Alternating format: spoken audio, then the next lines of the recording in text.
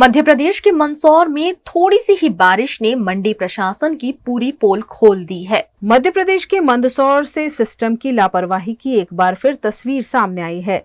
जिले की मंडी में थोड़ी सी बारिश होते ही किसानों के लहसुन की उपज पानी में बह गई, जिससे उनकी मेहनत पर पानी फिर गया। बारिश के बाद नाले का पानी मंडी में घुस गया और शेड में रखी किसानों की लहसुन भीग गई।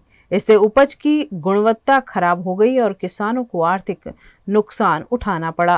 किसानों ने मंडी प्रशासन पर गंभीर आरोप लगाते हुए कहा कि हर वर्ष थोड़ी बारिश में ही ऐसी स्थिति बनती है, लेकिन प्रशासन कभी कोई ठोस इंतजाम नहीं करता। ये माल गीला हो गया, ये बीच में कर रखा हमने, साइड में भी नहीं है, उसके बाद भी गीला हो गया। इसमें हमारी क्या गलती है? व्यापारी बोलेगा कि 200 रुपए काटूंगा मैं, कि 2 किलो कम माल में ज्यादा लूंगा, कुछ भी बोलेगा। तो इसमें हमारी गलती है या फिर मंडी कमेटी की, एक व्यापारी की? इसमें किसान की गलती नहीं, व्यापारी की गलती भी नहीं है, मंडी कमेटी की गलती है। ये पानी बंद करना चाहिए, ऊपर से आ रहा है, एक्स्ट्रा पानी अलग से आ रहा है, इसका कुछ भी अलग से निकालने की व्यवस्था करनी चाहिए मंडी कमेटी को। इसमें कम से कम 15 बोरी के लगभग बह के चली गई। यहाँ से 15 और वहां से भी वो अलग है, यहाँ से 25-30 कट्टे बह के चले गए। ये इसका जवाबदार कौन है? पानी आया जो और मंडी में लहसुन बह गई कम से कम 25-30 कट्टे। ये यहाँ छपरा के नीचे थी, ऊपर से पानी बह के आया तो सब बह गई, घोड़ा घोड़ा मार पानी नहीं गिरा। ये बारिश के कारण किसानों की लहसुन बहुत गीली हो गई है, उसके साथ मेरी भी लहसुन खराब हुई है पूरी पिकअप। और ये मंडी की लापरवाही की वजह से किसानों का भारी नुकसान हुआ है, इसमें मंडी कमेटी की लापरवाही है और किसानों का भारी नुकसान है। और पानी गिरने की वजह से 1000 रुपए टूटे हैं। ये अभी मान लो 100 कुंटल का नुकसान हुआ है, लगातार 4-5 साल से हो रही है।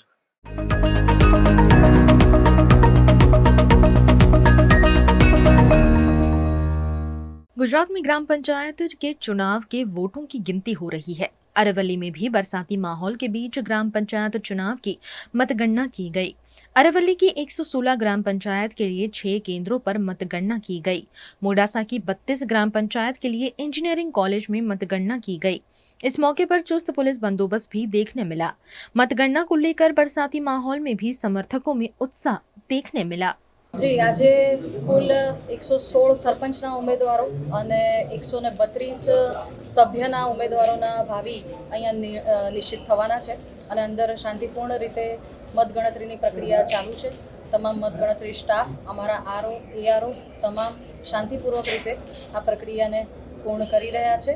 જેમ જેમ ડિક્લેર થતા જશે, એક ગ્રામ પંચાયત પતી જશે, એમ અમે રિઝલ્ટ પણ ડિક્લેર કરતા જઈશું। જી, અમારા જે પણ આરઓ છે, દરેક આરઓની પાસે એવરેજ 2 થી 3 ગ્રામ પંચાયતો છે, એટલે એક ગ્રામ પંચાયત સ્ટાર્ટ કરશે, એક પૂરી થશે એટલે બીજી લેશે, જે પૂરી થતી જશે એના નિર્ણય અમે જાહેર કરતા જઈશું। કેટલા વાગ્યા સુધીમાં પરિણામ જાહેર થઈ શકે? 12 કે 1 વાગ્યા સુધીમાં પરિણામ જાહેર કરી શકીએ એવી સંભાવના છે। હું ત્રીજી વખતે ત્રીજી ટર્મમાં સ્પષ્ટ બહુમતીથી ચૂંટાયો છું, તે બદલ મારા ગામ લોકોનો હું આભાર માનું છું। ગામમાં એવું છે કે પાણીના નિકાલ માટેની ગટર વ્યવસ્થા કરવાનું આયોજન પૂરેપૂરું છે આપણું, એ હું વહેલી તકે પૂર્ણ કરીશ। गुजरात के भरूच में 9 तालुका में कराए गए ग्राम पंचायत चुनाव के वोटों की गिनती सुबह से ही शुरू कर दी गई है। गुजरात में आज ग्राम पंचायत के चुनाव के लिए मतगणना हो रही है। भरूच के 9 तालुका में भी ग्राम पंचायत के चुनाव कराए गए हैं, जिनमें 68 ग्राम पंचायत अंतर्गत 53 ग्राम पंचायत में सरपंच के चुनाव कराए गए थे, जबकि 187 सदस्यों के लिए भी वोट डलवाए गए थे, जिसकी गिनती आज सुबह से शुरू कर दी गई है। भरूच मामलतदार माधवी मिस्त्री की अगुवाई में मतगणना की जा रही है, जिसे लेकर लोगों में उत्साह देखने मिल रहा है।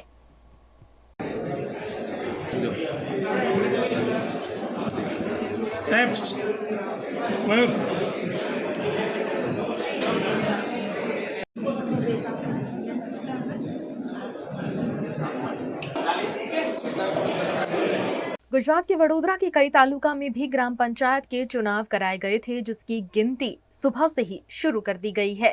गुजरात के वडोदरा की 280 ग्राम पंचायत में से 34 ग्राम पंचायत समरस होने पर 246 ग्राम पंचायत में चुनाव कराए गए, जिसके वोटों की गिनती आज सुबह से ही शुरू कर दी गई है। वोटों की गिनती को लेकर मतगणना केंद्रों के बाहर उत्साह देखने मिल रहा है। बड़ी संख्या में मौजूद प्रत्याशियों के समर्थकों के उत्साह के बीच चुनाव प्रक्रिया में जुटे अधिकारी और कर्मचारी मुस्तैदी से अपना काम कर रहे हैं। आज रोज छाणी MP पटेल स्कूल खाते तालुकाना गामडाओનું પંચાયતનો મતગણતરી સવાર 9 વાગ્યાથી ચાલુ છે। પોલીસ બંદોબસ્ત 3 લેયરમાં ગોઠવાયેલ છે। ઇનર લેવલ, મિડલ લેવલ અને આઉટર લેયર।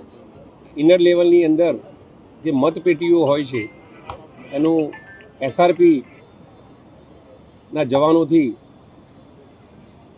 એમનું રક્ષણ કરવાની જવાબદારી હોય છે। એ જ રીતે મિડલ લેયર જે છે એ હેડક્વાર્ટરની આર્મ પોલીસ હોય છે કે જે આ બિલ્ડિંગની સુરક્ષાની જવાબદારી સંભાળે છે। અને ત્રીજું લેયર જે આઉટર લેયર છે એમાં પોલીસ સ્ટેશનની પોલીસ હોય છે કે જે આઉટર લેયરની સુરક્ષાની જવાબદારી સંભાળે છે। કુલ 42 ગામો છે અને એના 102 બૂથો છે જેની મતગણતરી હાલ ચાલી રહી છે। 12 રૂમો છે। ગ્રાઉન્ડ ફ્લોર પર 6 રૂમો છે અને ફર્સ્ટ ફ્લોર પર 6 રૂમો છે। પૂરતા પ્રમાણમાં વહીવટી તંત્રએ ચૂંટણી સ્ટાફ ફાળવેલ છે।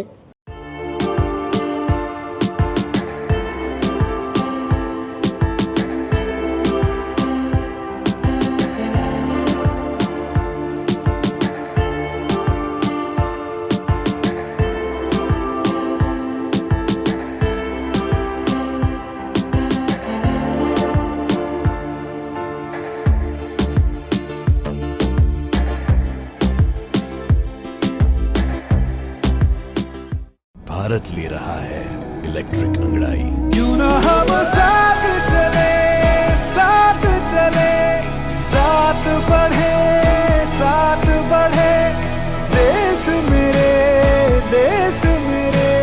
देश को ले जाए नई दिशा की ओर।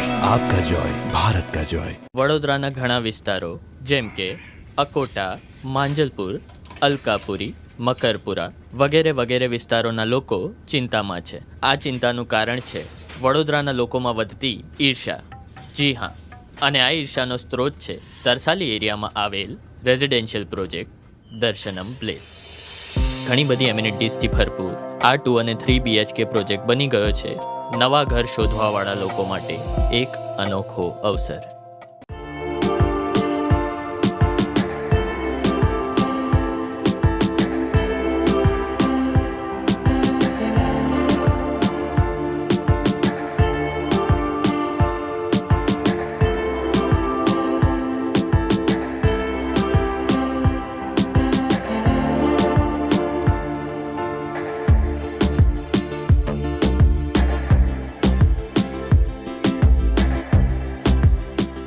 भारत ले रहा है इलेक्ट्रिक अंगड़ाई। क्यों ना हम साथ चले, साथ चले, साथ बढ़े, साथ बढ़े, देश मेरे, देश मेरे। देश को ले जाए नई दिशा की ओर। आपका जॉय, भारत का जॉय। गुजरात के सूरत में बीते कई दिनों से हो रही बारिश के चलते शहर डूब गया है। यहाँ तक कि कई लोगों को अपने घर छोड़कर जाने की नौबत आ गई है। सूरत के पालसाणा तालुका के कारेली गांव में बीती रात हुई मूसलाधार बारिश ने जनजीवन पूरी तरह अस्त व्यस्त कर दिया है। भारी जलभराव के कारण रुद्राक्ष रेजिडेंसी, राही रेजिडेंसी, स्वास्तिक रेजिडेंसी और स्वर्ण विला समेत के कई आवासीय सोसाइटियों के घरों में पानी घुस गया है। हजारों की संख्या में लोग प्रभावित हुए हैं और कई परिवारों को अपने घर छोड़कर सुरक्षित स्थानों पर जाना पड़ रहा है। स्थानीय लोगों का कहना है कि दिल्ली मुंबई एक्सप्रेसवे के निर्माण के कारण पानी के प्राकृतिक बहाव में रुकावट आई है। आज रोज कारेली गाम में उपरवास में વધુ વરસાદને કારણે જે આ રાહી છે, કૃષ્ણા વેલી છે, રુદ્રાક્ષ જેવી સોસાયટીમાં પાણી ખૂબ ભરાઈ ગયા છે અને એના કારણે સોસાયટીમાં જે લોકો ફસાયા છે, અંદાજિત 50 જેટલા લોકો ફસાયા છે, એમને રેસ્ક્યુની કામગીરી બારડોલીના ફાયરની ટીમ કરી રહી છે અને એના જે સ્થળાંતર કરીને આપણે હરિધ્યાન હોલમાં લઈ જવામાં આવી રહ્યા છે અને સાથે એમની ફૂડની વ્યવસ્થા પણ ત્યાં કરવામાં આવી છે। पलसाना तालुका के कारेली गांव के पास एक सोसाइटी में राही, रुद्राक्ष ऐसी अन्य सोसाइटी में जल भराव का जो हमको कॉल मिला था उसके संदर्भ में हम यहाँ पूरी डिस्ट्रिक्ट हेडक्वार्टर की टीम, जमादार, हमारे स्टेशन ऑफिसर और हमारे सब फायरमैन के साथ हम इधर आए थे। तकरीबन 60 से 70 लोगों को हमने आश्रय स्थान पे भेजा है। गुजरात के वडोदरा में महानगर पालिका द्वारा संविधान हत्या दिवस नामक कार्यक्रम का आयोजन किया गया। गुजरात के वडोदरा में भारतीय लोकतंत्र के काले दिन कहे जाने वाले आपातकाल की 50वीं वर्षगांठ पर संविधान हत्या दिवस के रूप में एक विशेष कार्यक्रम का आयोजन किया गया। ये आयोजन आजवा रोड स्थित पंडित दीनदयाल उपाध्याय नगर गृह में किया गया, जहां गुजरात विधानसभा के मुख्य दंडक बालकृष्ण शुक्ल, वडोदरा सांसद doctor Hemang Joshi, mayor Pinky Soni, municipal commissioner Arun Mahesh Babu, स्थायी समिति अध्यक्ष डॉक्टर शीतल मिस्त्री, चिराग बारोट सहित कई गणमान्य व्यक्तियों की उपस्थिति देखने को मिली। कार्यक्रम में आपातकाल के दौरान हुए लोकतंत्र के दमन को याद करते हुए उसे संविधान की हत्या बताया गया।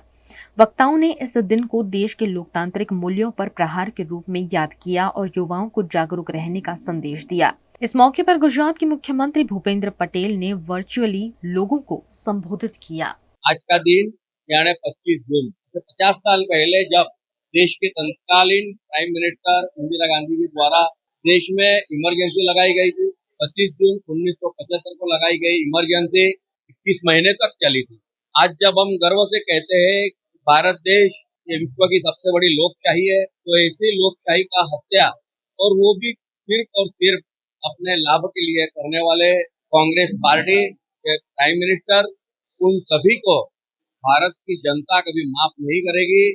और आज के कॉर्पोरेशन के इस कार्यक्रम में हमने देखा कि बड़ी तादाद में जब बच्चे यहाँ आए थे, क्योंकि भारत देश का भविष्य है, तो उन बच्चों को जिस तरह से आज इन चीजों से वाकिफ किया गया है, ये पूरा विश्वास है कि आगे कभी भी इस तरह से भारत की लोकशाही को नुकसान पहुंचाने का कोई काम नहीं करेगा।